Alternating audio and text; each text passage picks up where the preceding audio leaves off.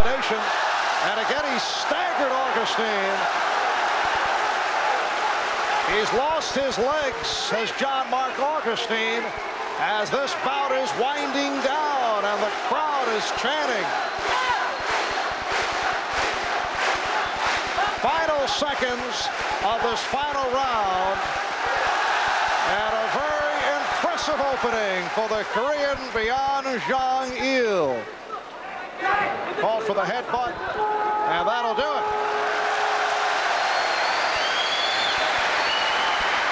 We'll be back with the decision in the other ring, and now they will get to this bout. Ladies and gentlemen, we will now announce the winner of Ring D. The winner is, on point, 5-0, in the red corner, Byun Jong-il, Korea. 5-0, a shutout for Byun Jong-il. And the crowd here at Chamshil Students Gymnasium delighted with the victory. Byun Jong-il winning his opening match. All right, Marv, thank you. So Korean bantamweight Byun Jong-il advances his victory, obviously a popular one with the hometown folks in attendance. Next up is men's volleyball. The former controversial coach of the U.S. women's team makes his Olympic debut in a different job. We will be back after these messages from your local stations.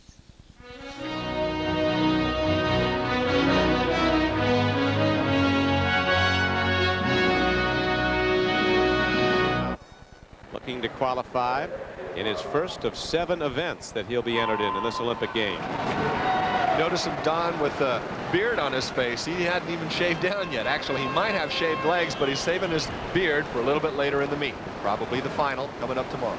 And he's swimming very well. Matt Biondi out quickly, 4 down from the top of your screen, has the lead. Swimming well also in lane 3 is Wodat from Poland, and in lane 5, Farner from West Germany. Biondi looks smooth. He's piercing the water with his fingertips and then extending all the way in front of him, so he gets a full sweeping action. His unofficial split 25:01 is faster than world record pace. Now the American team is up and cheering Matt Biondi, who has the lead, as we are about 20 meters from concluding the first half of this men's 200-meter freestyle. What a beautiful kick, an absolute picture-perfect kick. His feet coming to the surface, a lot of white water, but he doesn't look like it's throwing its body out of position. Perfect control. 100 meters to go and swimming very well at the bottom. Well, you can't see him right now, is Frans Mortensen from Denmark. He is swimming in lane 8 in his second to Biondi. Matt Biondi continues to lead, though. The big, smooth, powerful stroke sweeping him through the water. He's ahead of world record pace right now. Breathing to his left. He can see any challenges coming out of nowhere. Bottom of the pool, that's Frans Mortensen from Denmark is the only one he's looking at right now. They make the turn now for the final 50 meters. It is Matt Biondi of the United States being challenged by Arthur Wodat of Poland. They are under the world record split through 150 meters. And now as they come with 25 meters to swim, it is Matt Biondi of the United States and Arthur Wodat going head to head. Wodat has caught Biondi. They're even. And we'll see who can stretch and touch to the wall with 10 meters to swim. It is Wodat pulling a bet at Biondi. It is Wodat to the wall and Matt Biondi second, both with very superior times. 1:48.02, fastest time in these Olympics, fastest Olympic heat ever. And Wodat, of course, a 400-meter world record holder, comes on very strong. Let's take a look at where Biondi gives up the lead towards the end of the race. He had a strong body length and a half at the 100. Wodat in the upper corner, Biondi in the middle, breathing left. He sees Wodat, no excuse for letting him go by if he had the energy to keep the race under control. Wodat, very strong, using a lot of upper body and lower body motion. Just outpowers him to the wall, no dispute. So it is Wodat in lane 3 who finishes first. Biondi in lane 4 is fourth, and in lane 5, or the Biondi finishing second, and in lane 5 finishing third was Thomas Farner, and those were the 3 fastest times of the 8 qualifying heats we've had in this event so far. So Wodat, Biondi, and Farmer getting set to go on and swim for gold, and Zessner could very well be in there depending on what happens in the final heat. The 9th heat's coming up And the best swimmer in the world in this event is coming up in it. Our counterpunch did edge out Andrea Manai in the second round. And remember, it is total scoring over the long haul, over the 3 rounds, that determines the winner of the bout. Which means Johnson could have won these first 2 rounds, as it appears he did, and still lose the fight, because he has been getting the damage inflicted on him by the harder punching Manai. So if ever that cash register is going to ring for Manai, it's going to be now in the 3rd round. Arthur Johnson, the first American to see action here in the Olympic boxing competition. And he walked into the ring all sparked up, looked to be hyper. And that has, from time to time, been the problem with Arthur Johnson. They say that he is not driven, but that's not the case here today. Today, he's been the superior boxer as far as amateur fighting is concerned, and that is what we're concerned with. But Manai, you get the feeling if he had a few more rounds to work with, could turn the tide. But he's only got 3, and this one is the most important round in Manai's boxing career as far as the Olympics are concerned. Host of cautions for hitting below the waist in the direction of Johnson. Marv Albert with the fight doctor, Ferdy Pacheco from Chongqing Students Gymnasium. Slashing left by Johnson, answering the combination by Manai. All of those punches to the side, which look so flashy and good, actually don't count at all. So 4 or 5 punches by Manai didn't count. Back came Johnson, and he scored the punches. Johnson continues to find success with the left hook that is just getting in within scoring range to the side of the head. Certainly not an easy fight to open up for Arthur Johnson, but as the underdog here, he's got to show something from the first bout on, because they're all gold medals from here on out. Every bout counts.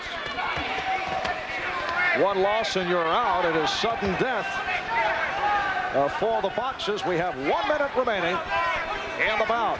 That's why the coaches are telling the boxers, every bout is a gold medal bout. Again, the shoe shine effectively, and then coming back to the head for Johnson. He has been fighting a masterful amateur fight.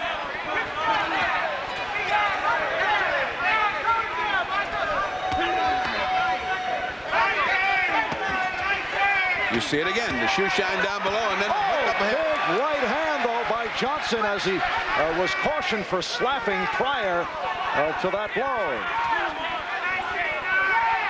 One wonders when all these cautions are going to mount up to a warning. Now watch the hook. It is Johnson painting Manai, and he has him staggered. But another caution, this time for hitting on the back of the head. Final seconds, 3rd round. A very impressive performance by the American Arthur Johnson as this bout is over.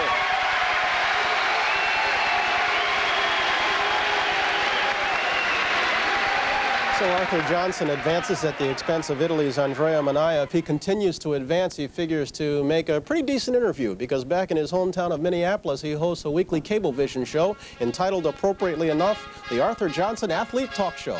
We'll come back in just a moment. Much more ahead after the station break. Take the medal, and she did.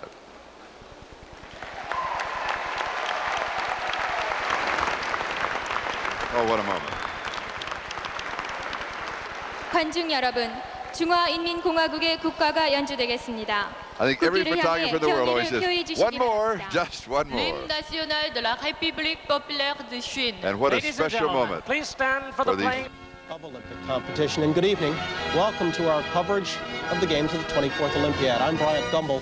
I'll be your host for the next 4.5 hours of live coverage from Seoul. It's morning here, just after 9:30 on a day when 2 American swimming stars will go for their first gold medals of these games. Tiny Janet Evans swims today in the 400-meter individual medley final, and Matt Biondi goes for the first of a potential 7 gold medals. Our coverage this morning comes to you again from Olympic Park, where the swimming will be held, and where the gymnastics hall basketball will feature the women's team compulsories, including live coverage of world champion Romania. Now, before we get to any of that, we'd like to catch you up on some Olympic news because we've got some from here. American boxer Kelsey Banks, the world champion in the featherweight class, suffered a stunning knockout at the hands of the Netherlands' Regilio Tour, 1 minute and 50 seconds into the first round. Banks, in the blue trunks, got caught flush, and he fell heavily to the canvas. According to a U.S. boxing spokesman, he was unconscious for more than a minute. Kelsey was admitted to a local hospital for observation. When we spoke to him late last night in his hospital room, he was awake and alert. The first world record of these Olympics was set in weightlifting's 52-kilogram class. That's the little guys. Bulgaria's Sevdelin Marinov, all 114 pounds of him, lifted 120 kilos, that is 264 pounds, in the snatch on his way to winning the gold. In other news, although track and field doesn't start for 4 days now, there's already controversy. American Carl Lewis, hoping to repeat his 4 gold medals of 1984, reportedly blew up at U.S. track coach Stan Huntsman. Lewis has been frustrated by the crowded practice facilities here in Seoul and by the constant hounding from the media. He even has threatened to leave Seoul to continue his training. USOC officials are, of course, downplaying Lewis's outbursts. We're getting close to the start of today's competition. Let's go out to the Olympic Gymnastics Hall, which is somewhere out in the fog behind me. My colleague Dick Enberg is standing by. It's evening where you are, but a good morning to you, Dick. And the same to you, Bryant. It is foggy, but mighty clear for the Soviets in the men's side because they lead in the team competition, have the top 3 individuals after yesterday's day 1 of gymnastics. The center stage belongs to the women today, and important it is in terms of Olympic history and some mighty big names in this sport. The women that have gone through the years known by their first names, the Olgas and the Nadias and the Mary Lou's. They'll go through their prescribed 4-event compulsories today, and we pretty much have headlined those that you should watch for and that we will be talking a lot about. It's like going to the theater. You open up your program. They're the ones in the bold print. They have the nice big pictures and the long biographies. Silovaj and Dobre for Romania, Shushanova for the USSR, and the U.S. is #1. That would be Phoebe Mills, the national champion, and we'll be talking a lot about them. But how about some long shots? You know, we really didn't know much about Mary Lou or Nadia or Olga before they hit the stardom.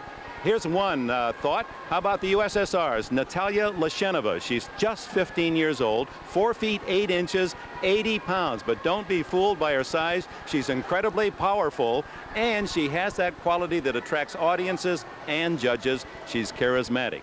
And for the USA, we have a Mary Lou type. Her name is Brandy Johnson from just outside Orlando, Florida. She's under 5 feet, under 100 pounds. She's got a brother that's 6'2" and 220, a football player in high school back there in Florida. Named after the popular song of the 70s, she can really air it out. She's got tremendous strength. She'll be tough on the floor and the vault. If Brandy Johnson can score a 9.8 in the compulsory vault in this session today, they go last, the U.S., she has a chance for a medal.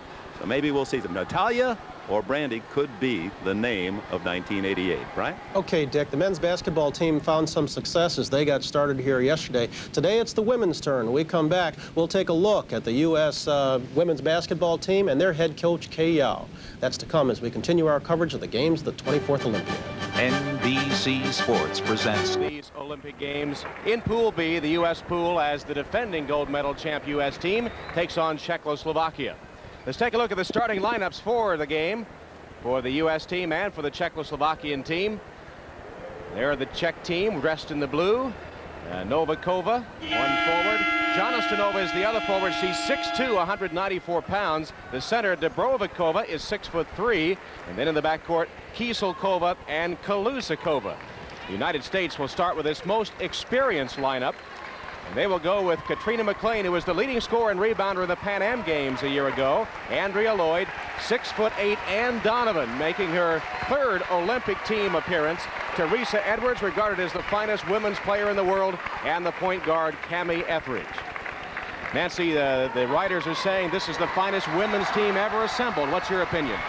Well, I think when you talk about having the best women's basketball team, Kay Yao talks about having a lot of depth and experience, and this team here today has 9 members off the gold medal winning team that won the World Championships in 1986, so that's the most experience that we've had. The United States and the Soviet Union, the favorites to win the gold medal in women's basketball, and Donovan controls the opening tap. Andrea Lloyd out to Cammie Etheridge. He'll set it up. What about the Czech defense here?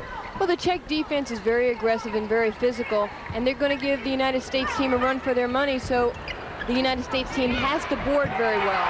Teresa Edwards got the pass from Lloyd in tight, and the U.S. breaks on top 2-0. Full court pressure from the U.S. defense. Point guard is Kaluzakova. Edwards with a steal. Here's the U.S. break. Teresa Edwards is fouled. Basket no good, but Teresa Edwards will go to the free throw line.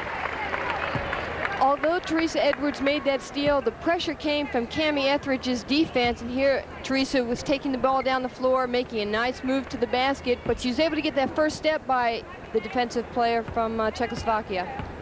Eva Kaluzakova commits the first foul of the game as Teresa Edwards hits the free throw. She has all 3 U.S. points. From Cairo, Georgia. In fact, she lives on Teresa Edwards Street in Cairo, Georgia. And she learned the game of basketball by knocking the spokes out of a bicycle rim and nailing it to a tree in her front yard. She's now the finest player in the world. 4-0 U.S. lead.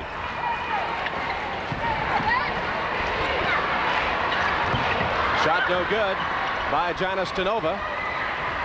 And the rebound to the U.S. Edwards, McLean. It'll count, and she's fouled. The foul is on Dubrovnikova, and the basket is good by Katrina McLean. Here you see Teresa Edwards made a very nice no-look pass, and she put the ball into Katrina McLean, who did a nice little pump fake, and Dubrovnikova went up and went for the fake. Here's McLean underneath. The leading scorer and rebounder in the Pan Am Games misses on the three-point attempt, and rebounded by Czechoslovakia. Kieselkova on a wing. That's the first Czech basket. Svetava Kieselkova makes it 6-2 the U.S. We played about a minute and a half of this game, and a sparse crowd, primarily for the Czech team, it would appear, in the early going. Katrina McLean goes up again and draws another foul. It's on Jana Stanova, her first, number 3 against the Czechs. Anytime the United States team gets down into the half-court offense, you'll see them looking in immediately for the post players because they want to establish that inside game and draw some fouls on the bigger Czech women. McLean with the free throw. We mentioned that great Pan Am performance in 1987, which included 30 points in the gold medal win over Brazil. Out of the University of Georgia, she has 4, and the U.S. lead is 8-2. Novikova out front to Kaluzakova. And Donovan with a steal. Donovan took it away from Novikova. Here's the U.S. again on the break. Andrea Lloyd fouled by Dubrovnikova. U.S. leading Czechoslovakia 8-2.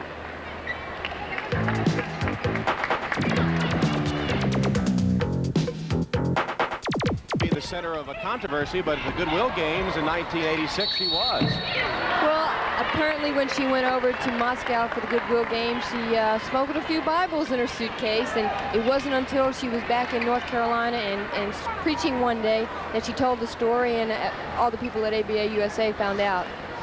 Kay Yao has been the head coach at North Carolina State for 14 years and has won 291 games in postseason play with her team 12 of the last 13 seasons.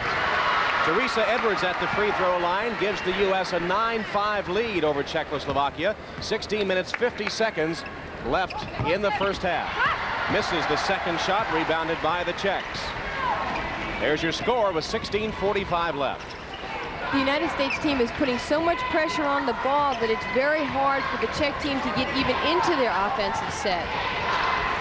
You can see there how they're disrupting their patterns and pushing them way out on the court. Teresa Edwards almost had a steal. Kieselkova. Shot no good by Dubrovnikova, but the Czechs get the rebound. Kieselkova, outside shot is good. That's something that the USA team cannot allow to happen. When the Czech team gets the offensive rebound, they cannot let the girl just stand out there and shoot the ball. That's an easy 18-footer for them. Cami Etheridge, the point guard on the U.S. offense. And Donovan, double team. Lost it for a moment. And a jump ball. Now in international play, we will have a jump ball. There's no alternate possession. And Donovan, quite a story out of Old Dominion. The first three-time Olympic basketball player in the U.S. There you see the rule on jump balls as far as international play is concerned. Jumping against Novikova, who's 5'11", is Teresa Edwards. Edwards got the tap, but the Czechs came down with the basketball. They have a chance to tie the game. Missed underneath by Jana Stanova, and a foul on the rebound. I believe they're going to call the Czechs Ivana Novikova for reaching in, her first foul. The Czechoslovakian team is best when they get into a two-man type of offense where they can pick and roll and shuffle cut off each other, but they're not having that opportunity. As you saw here in the replay, they were lucky to get the ball over on the lob, but Zarabukova was not able to put it in the basket. U.S. leading Czechoslovakia 9-7. Teresa Edwards powers it up. And they're going to wave the basket off. They say no basket, and they're going to call an offensive foul on Teresa Edwards. That'll be her second foul. The officials in this game from Australia and Japan, and the Japanese referee making that call on Teresa, her second personal. This is a tough play for Teresa Edwards because she likes to use her body a lot, and she needed to give herself a little bit of space before she went up for the shot. Novikova lays it in, and that ties the game. They got behind the U.S. defense, and it's a 9-9 ball game.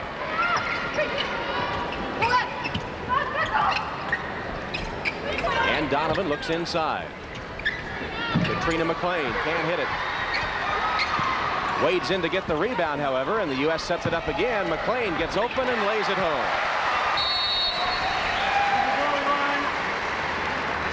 Although the United States team made good on that last basket by Katrina McLean, Kei Yao wants to see them run into transition more, and they're not getting up and down the court, and that's why it's only a 2-point difference so far in the game. Katrina McLean, the leading scorer, she has 6. Just under 15 minutes left in the first half.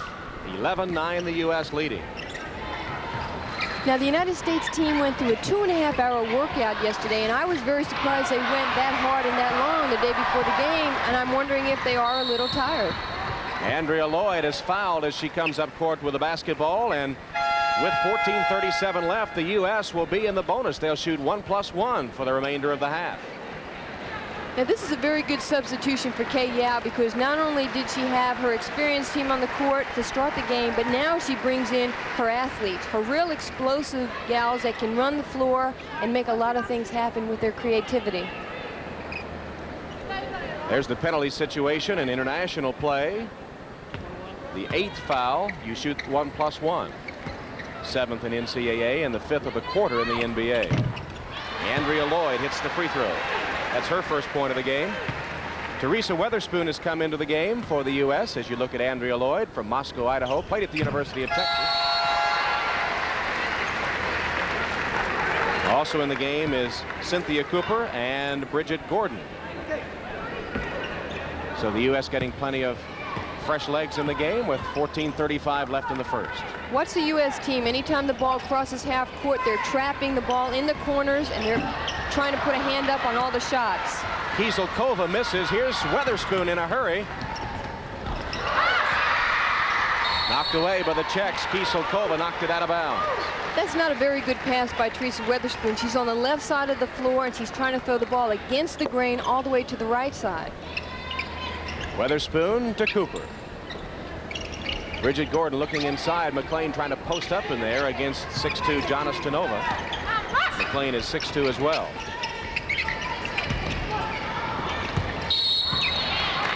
There's going to be a Czech foul. Dobrvikova committing the personal foul. And that's her 3rd foul. So Dobrvikova in early foul trouble, the Czech center. Tom, this is where the U.S. gets into a lot of problems because they do not have a very good outside shooting team on the floor, and they're not able to open up for Katrina McLean on the inside or for Cindy Brown, and they're going to have to put the ball up just to give them that type of freedom underneath there. McLean misses the free throw. She's 2 of 4 at the line. Reaching in foul committed by Cynthia Cooper of the U.S., with the U.S. leading. They are taking on Holland. They're in the first of their best-of-5 sets, and the U.S. men are out in front by a score of 9-4. Let's go back to Chomshell Gymnasium now. Tom Hammond, Nancy Lieberman-Klein. Thanks, Brian. We have 11:53 left in the first half. The U.S. with a 4-point lead, 17-13 over Czechoslovakia. And Nancy, an interesting thing here, the Czech coach, who is Jan Karger, has elected to leave his starting center, Erika Dobrvikova, into the game with 3 personal fouls. In fact, she's just now going out of the game. But it brought up an interesting point last night. The Soviet Union, in its game against Yugoslavia, left one of its starters in the game with 3 and then 4 fouls in the first half, and he eventually fouled out in the first half. That was Volkov, one of the starters, and the European teams stay with him with fouls. In international basketball, it is so hard to get players in and out of a game that the coaches really have to be on top of the situation. Cindy Brown lays it in and draws the foul as well. Cindy Brown, who set an NCAA record by scoring 60 points in a game against San Jose State when she was on the Long Beach State Club, will try for the three-pointer. Cindy Brown is a very explosive player, but you hear Teresa Weatherspoon made a real nice pass into Katrina McLean, who went baseline, no-look pass, and Cindy did the smart thing, rolling right to the basket. Eva Krizova committing her first personal foul as Kay Yao talks to this team. What are the strengths and weaknesses of this U.S. team now as we're seeing them for the first time in these Olympic Games? Well, I think the main strength of the United States basketball team has to be their pressure defense, their transition game, and then their half-court offense. Their glaring weaknesses are they are not great passers, and they're not great outside shooters. Susie McConnell and Cynthia Cooper are their best outside shooters, and I think that in the long run could hurt them against teams that pack in a zone underneath. Nancy, as a former Olympic player yourself, it seems that they're dedicated not only to winning the gold medal here in Seoul, but also to popularizing women's basketball with the fans back in the United States. Do you get that impression? Well, Tom, I think a lot of people have to understand, with no women's professional basketball league and only the Olympics and college basketball as our showcase, this is very important for the players right now to let people look at us and say they're great basketball players, they're very good athletes. So this is very important to all the players out there. They're not only representing themselves, but women all over the world. The United States getting to the line much more frequently than Czechoslovakia. They're getting the ball inside against a bigger Czech team and drawing the fouls as Cindy Brown completes the three-point trip. She has 5 in the first half. It's 20-13, the biggest U.S. lead.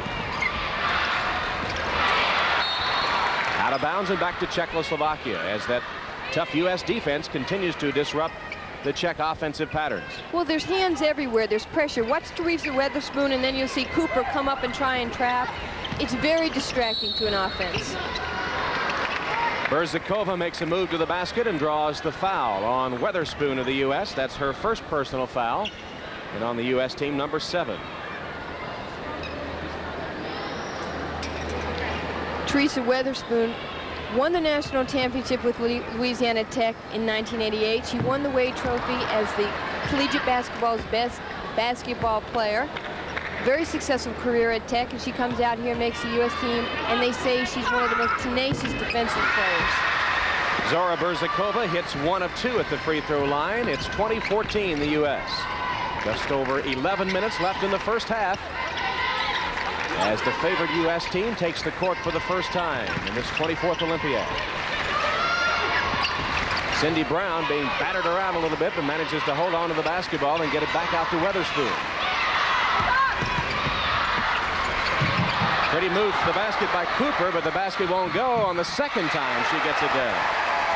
One of the great things about Cynthia Cooper is not only is she a fun athlete to watch on the court, but she can go to her left or her right, as you saw in that left-handed scoop shot that she missed, but she was able to follow it and put the shot back up.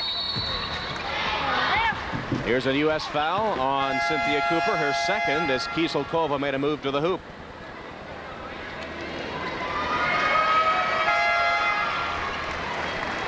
And that is the third foul. Excuse me, that's the third on Cynthia Cooper. There's Susie McConnell, who comes into the game for the U.S. team at point guard, and she's got her own private cheering section here today. Susie's mom and dad, Tom and Sue, are here. 3 sisters, a brother, and her boyfriend, and all wearing Susie McConnell t-shirts. They got the group rate on that. They had so many here on the T-shirt. Well, they probably bought them in Taiwan, where everybody goes shopping.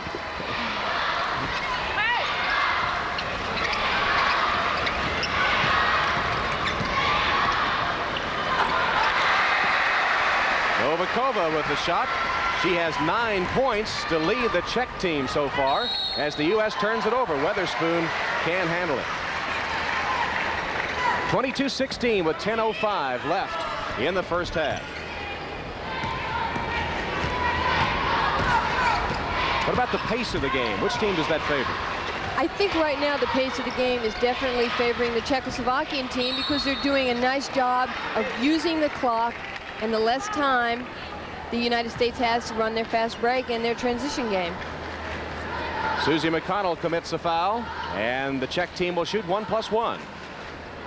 Eva Kaluzikova will be at the free throw line. And back to Susie McConnell and talking about the pace of the game. It seems that it moves up a notch when Susie McConnell comes in. Well, Susie's very good at pushing the ball up the floor, and she has very good court vision. So anytime you're filling the wing, she knows to get the basketball to you. Kaluzikova connects on both free throws. It's 22-18, the U.S. leading. 9:50 left in the first half. Weatherspoon to McConnell. Passed it inside through traffic to Gordon, and it comes back out to McConnell. Tried it on the other side and bounced it out of bounds. There's a U.S. turnover, and the Czechs will have it with 9:38 left in the half. You can see the Czech team is just packed in a zone, and they're saying to the U.S., we dare you, shoot the outside shot. That's why Susie McConnell's in the game. She's going to have to put up a few outside shots. Dubrovnikova, the starting center for the Czechs, comes back in. Remember, she's playing with 3 fouls. There's a block by Cindy Brown, and the U.S. has it knocked out of bounds by Czechoslovakia with the U.S. lead. The U.S. men's volleyball team, they have already won the first of their 5-set affair against Holland. The final score in that was 15-7. We'll be catching up on some of that action a little bit later. Right now, let's go back to the Chomshill Gymnasium where the U.S. women's basketball team proceeding against Czechoslovakia. Once again, Tom Hammerman and Nancy Lieberman-Klein. And Bryant, the Czechoslovakian team has taken the lead. The free throw just made by Eva Krizova, and it's 26-24. Czechoslovakia has taken the lead on the U.S. The U.S. had a 7-point lead earlier in this half, but the Czechoslovakians have gotten a 3-point basket and some inside play as well and have come from behind to take the lead. Jennifer Gillum out of Ole Miss was injured a few moments ago and had to leave the game. The United States team is not following Kay Yao's game plan. They're trying to take it one-on-one right now. Somebody's trying to get it going for the United States team, but it's not happening like that.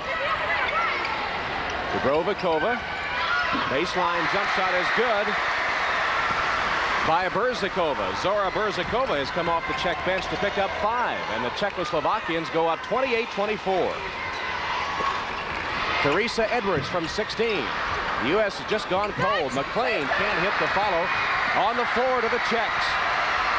Novikova leads the break. Shot no good. Batted around. Second shot. Novikova got it. The Czech team right now is just out-hustling the United States team on the offensive boards and on the defensive boards. And if the U.S. doesn't get rebounds, they can't start their fast break. Kay Yao's team once leading by 7, now trailing by 6. Dobrikova has just committed her 4th personal foul. So the starting Czech center in foul trouble with 6 minutes left in the half. Here, Teresa was coming down the right sideline, and she was making a nice spin move. Dobrikova doesn't move her feet. She slaps with her hands. That's a definite no-no, and that's her 4th foul. Kay Yao of the U.S. has called a timeout. As you see, Dobrikova, who just picked up her 4th personal foul with an even 6 minutes left in the first half of play. She's only scored 2 points. 6'3", 185 pounds, and the starting pivot man for coach Jan Karger. We said the pace of the game probably would be to the U.S.'s benefit if they kept running, and we saw during one of the timeouts a couple of the Czech players sitting down on the court, but they don't show any signs of fatigue when the ball goes back in play. It could be a case that the United States team has they've played for 3 months, Tom, against themselves and against men's teams, and they come here, it's their first Olympic game. They might be a little nervous, although they seem to be very loose and confident, but they're not running their offense, and they're not getting into their transition because they're not getting on the boards and they're not getting the rebound. The U.S. has had some good shots, but of late unable to connect and only hitting 7 of 21, while the Czechs are hitting 12 of 23, over 50%. The United States team looks very uncomfortable in their half-court offense because they haven't been pressured to play that in so long a time. The U.S. staying in the game at the free throw line. Athlete of the Year Teresa Edwards ready for her second free throw. She missed it. On the floor, and the U.S. gets it back. Edwards behind the back. McLean, good. A play like that by Teresa Edwards could turn the momentum of this game around for the United States team. She hustled well to get to the ball, and that nice behind the back pass to Katrina. And here's the trap in the corner as the U.S. closes within 3. Cross-court pass, Berzakova. Novikova, she got it. The U.S. was applying the pressure, but Ivana Novikova hits for point 11, and it's a 5-point Czechoslovakian lead. There's no movement on the USA offense. They're standing, and they need to move and make some cuts to free each other. All 12 U.S. players have seen action here in the first half. Teresa Edwards double team, can't hit it off the glass. Bullet had it for a moment, and then it's taken away by Czechoslovakia. Here comes Kaluzakova quickly into front court. Surprisingly, it's not the Czechoslovakian inside game that's giving the American team trouble. It's the outside game by Kisakova and Novikova. Novikova missed that one, but the rebound by Jana Stanova, and the Czechs still have it. 4:45 left in the half. Czechoslovakia leading the U.S. by 5. McLean takes it away. Here comes the U.S. break. McConnell. Edwards. Pretty fast break. That's what the United States team has to do to get back into the ball game and take control of it. 32-29 Czechoslovakia. Less than 4.5 minutes remaining in the first half. Here you see the two-man game again. Teresa was just about to have a pick set on her. McConnell guarding Kaluzakova, who had the basketball. There's that outside shot again. It won't go this time by Kaluzakova. And the rebound by Bullet. McConnell to McLean. Katrina McLean with 10 points. And the Czechoslovakians have called a timeout. That's their second and final timeout of this first half. 3:51 left. Czechoslovakia.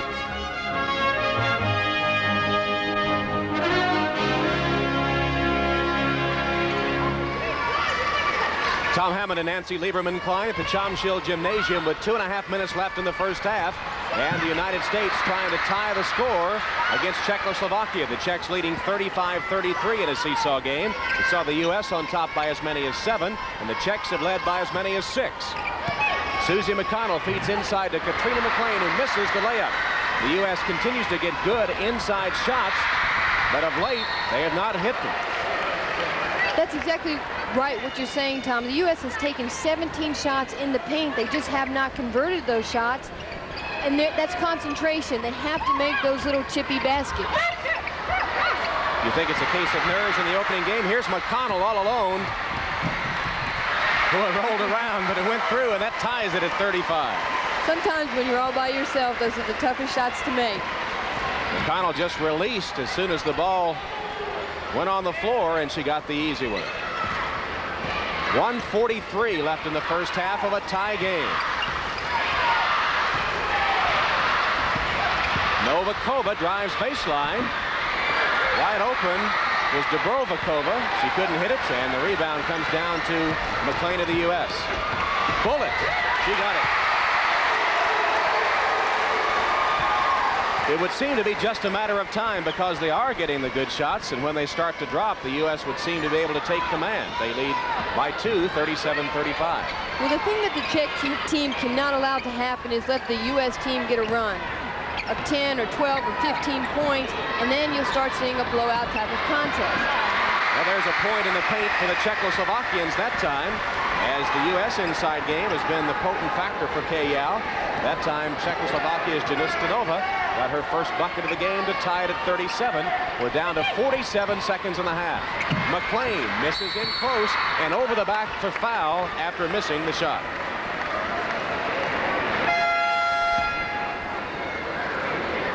Here you see Coop. She's looking up the floor when she's coming down. She sees Vicky Bullitt. She puts a perfect pass there, and Vicky caps it off with the easy shot.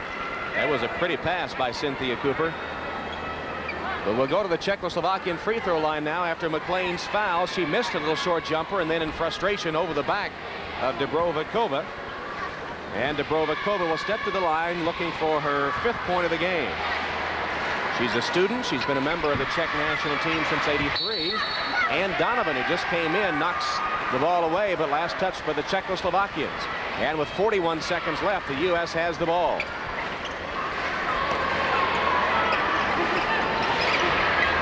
Tie game. And a bad pass by Donovan. Novikova has it, and the Czechoslovakians can hold it for the final shot. Let's see if they do. And Donovan shouldn't have been receiving the ball 22 feet out underneath the basket. At 6'8", she should be right in on the paint, down on the block, calling for the ball. That was the 5th turnover for the U.S.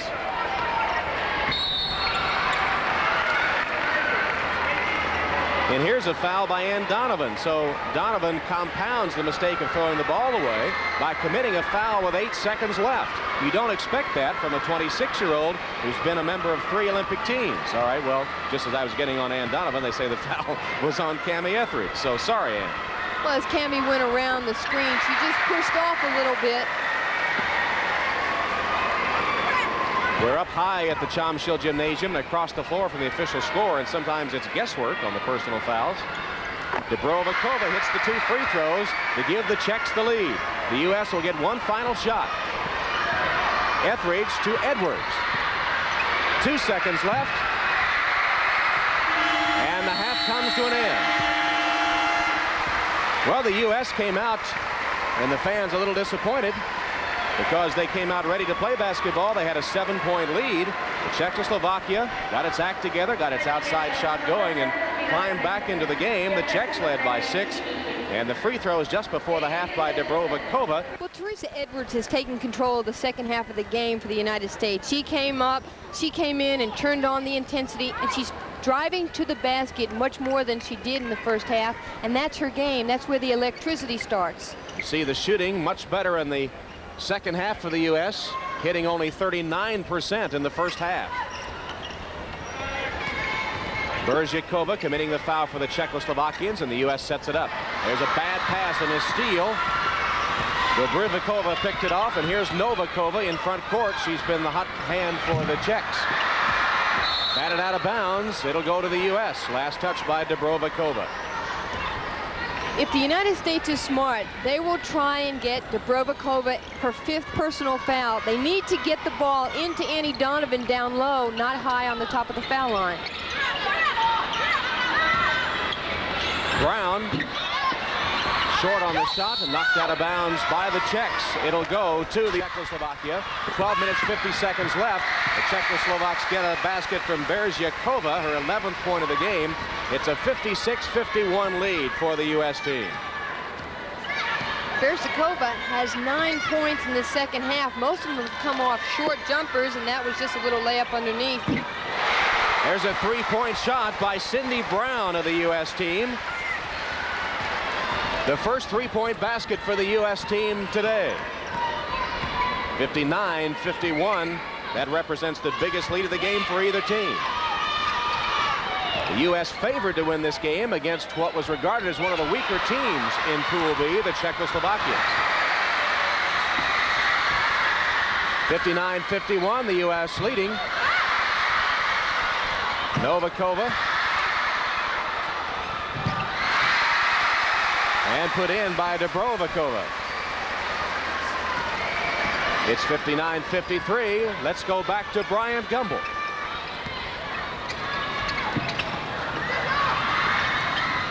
All right, Tom Hammond, thank you. We'll be returning to basketball shortly, but we've got an interesting story developing in boxing right now. Let's go out to the Chomshill Students Gymnasium. Marv Albert and Dr. Ferdy Pacheco. Marv?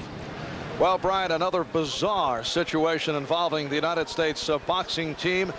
We were getting set to bring you the bout between Anthony Hembrick of the United States, a 22-year-old out of Hazel Park, Michigan, a suburb of Detroit, a member of the United States Army.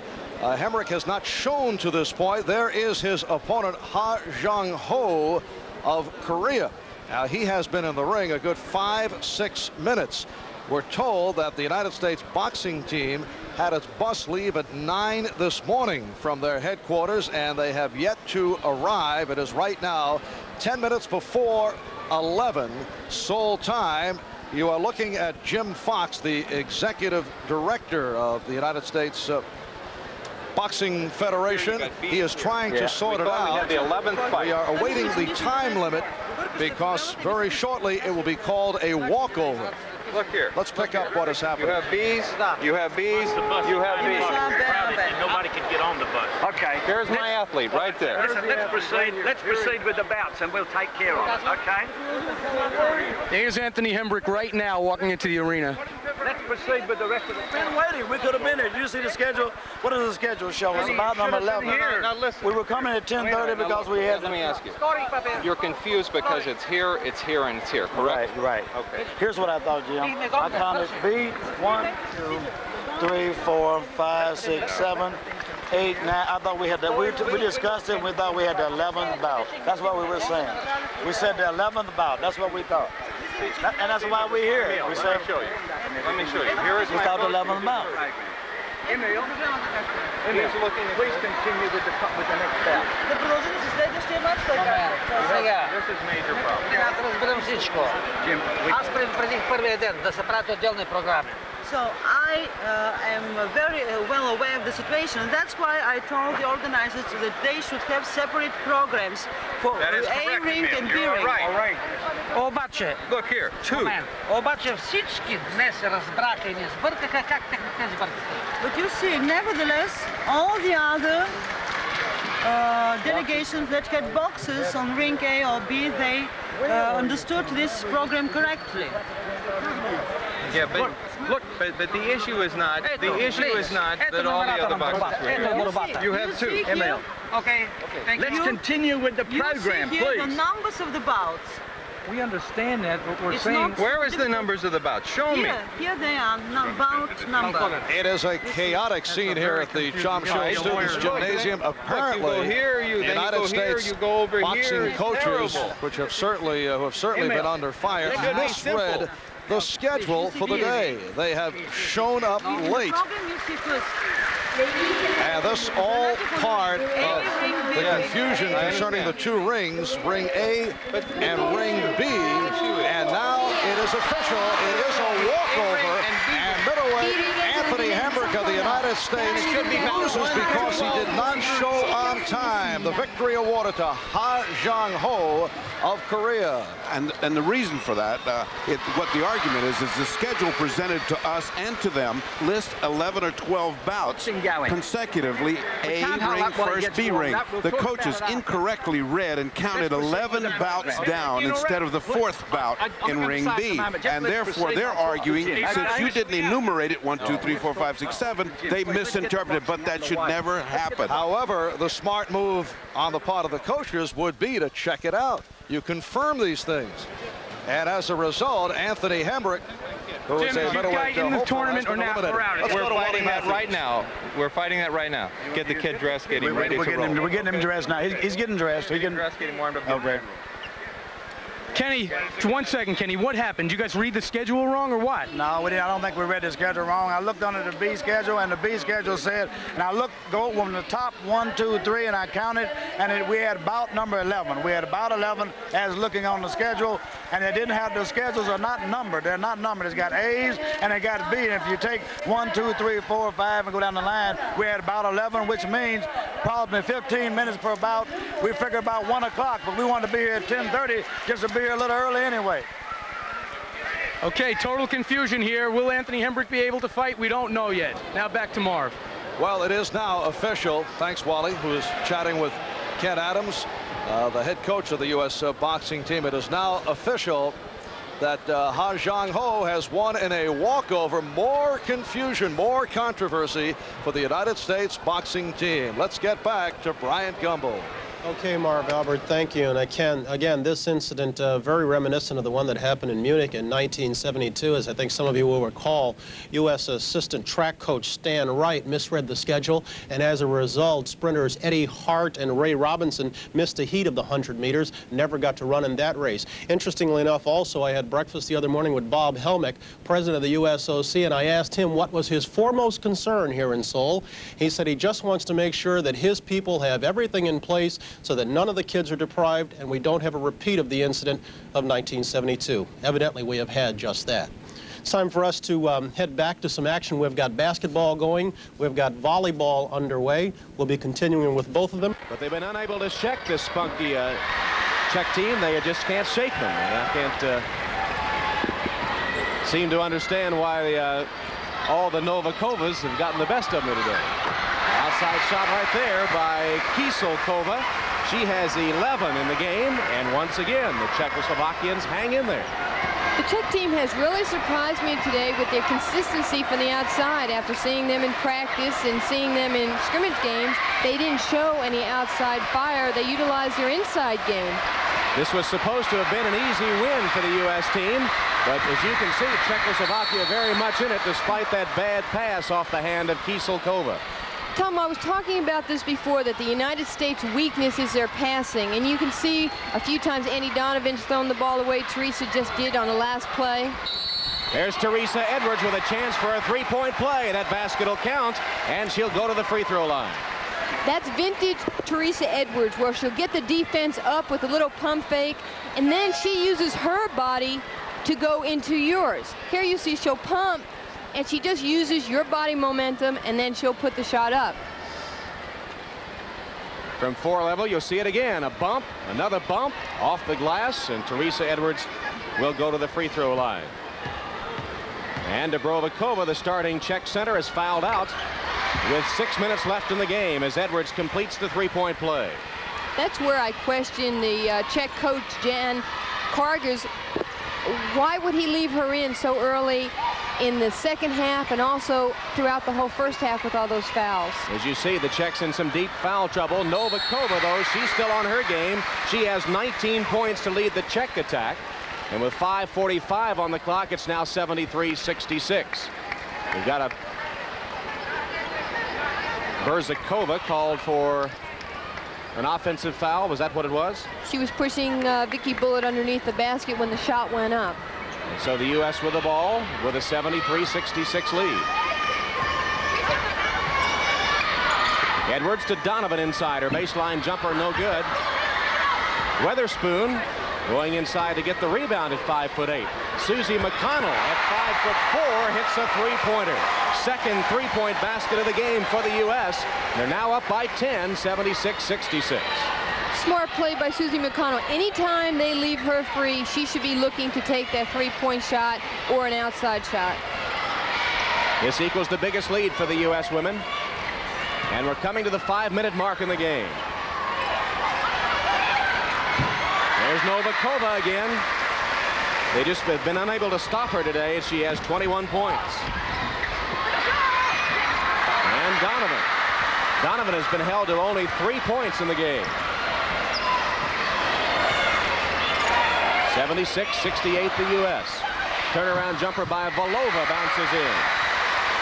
The Czech team is doing a nice job, especially their centers coming from the weak side and flashing to the ball coming from behind the United States zone. Bullitt inside, off the glass, she got it. 78-70 the U.S. with 4:20 on the clock.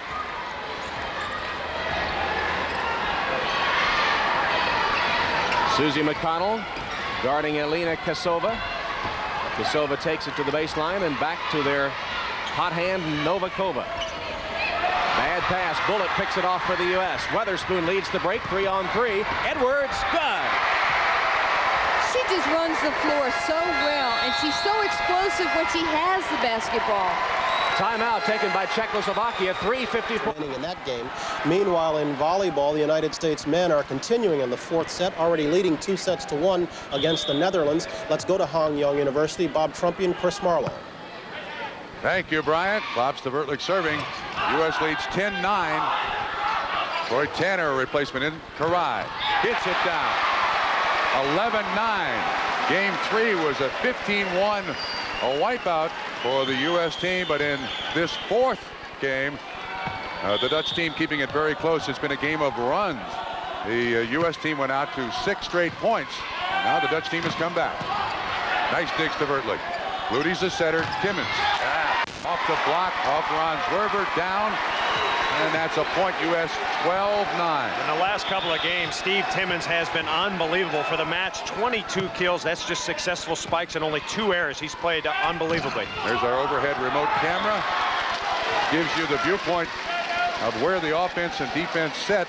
That's Ron Zwerver with the kill. Side out for the Netherlands. They trail 12-9. Game 4. It's the best of 5. Karai now hitting much better. The offense is working for the United States, I think, because Holland is not serving as tough as they did. The game they won, they served hard jump serves, and that really put the United States at a disadvantage. Set outside. Benet, number 10. 6 feet 10 inches tall. Gets it down side out for the Dutch. Ron Zoedsma will serve. 6'7", 22. Easy lollipop. Partey gets the kill down. Almost a good dig by the Dutch. And the late game replacements. Craig Buck in. Troy Tanner out. Eric Sato in. Doug Partey out. One thing the Dutch are not very good at is the behind the block defense. You got an idea that time. That ball would have come up for the United States, not for the Dutch. Eric Sato, 5'11", that jump serve. Oh, nice little dump by the 6' 9" setter. And he's the biggest in captivity.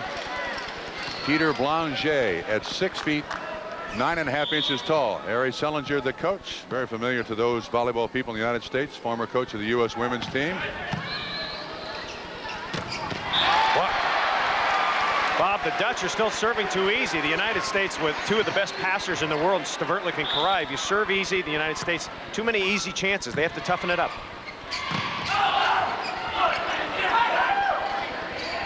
Timmons off the block. Goes to a 6. Grayberg 15 could not get it down. It's 13-9 the U.S. lead. Game 4. Zwerver. That's out. This is match point. 14-9 now. U.S. leads 2 games to 1. Match point. Zwerver. That's down. Side out Dutch. Blanger will go back to serve. You can only score when you have the ball. Vertlich, good pass. And Vertlich on a great set from Ludy's. About that 1 meter from the net, Chris, that you mentioned earlier. Vertlich able to put it down. So now Ludy's has championship point on his serve. Great serve. Block. Grayberg. Benet. Oh, Sato gets it up. I was down. No. The number 1 referee says it's down. So it's side out Dutch.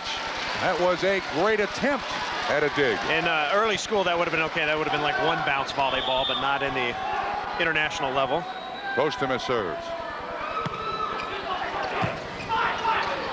Ludy's, Buck. Off the block and down, side out U.S. Now Craig Buck will serve. Championship point.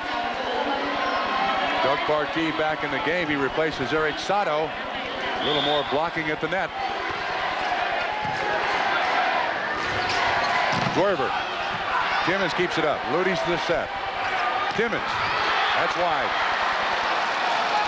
Another match point. Held off by the Dutch. Rob Grayberg to serve for the Dutch. Ludy's comment.